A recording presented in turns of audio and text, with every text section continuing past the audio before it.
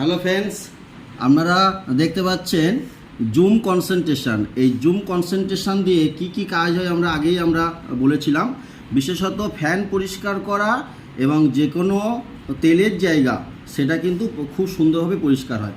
তো আজকের আমরা এই জুম কনসেন্ট্রেশন দিয়ে দেখাবো।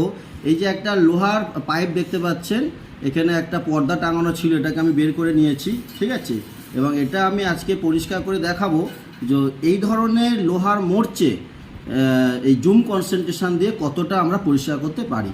এবং এই একটি 5 ml মিনস 500 গ্রাম যে বোতল থেকে আমরা এরকম আরও কিন্তু 4খানা বোতল বানাতে পারবো। অর্থাৎ এর মধ্যে কিন্তু কনসেন্ট্রেট করা আছে।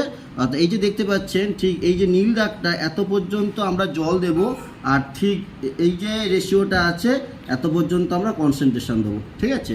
অর্থাৎ আমাদের এবারে দেখা যাক এখানে এই দাগটা কতটা পরিষ্কার হচ্ছে কি হচ্ছে না। ওকে ওকে, লেটস স্টার্ট।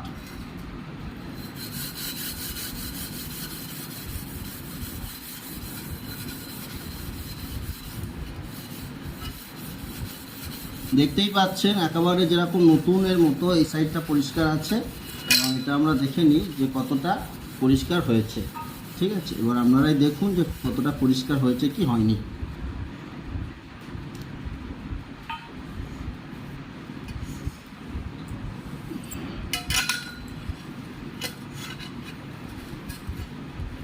দেখুন একদম এই সাইডটা দেখুন কেমন মরচে পড়ে আছে, আর এখানে দেখুন একেবারে কীরকম চকচক, আবার এই সাইডটা দেখুন কীরকম ময়লা পড়ে আছে, ঠিক আছে। সুতরাং আমরা কিন্তু দেখতে পেলাম যে জুম কনসেন্ট্রেশন দিয়ে যে কোনো ধরনের লোহার মোর্চের দাগ খুব সহজেই কিন্তু একেবারে নির্মূল করা যায়, এবং খুব সহজে। Thank you.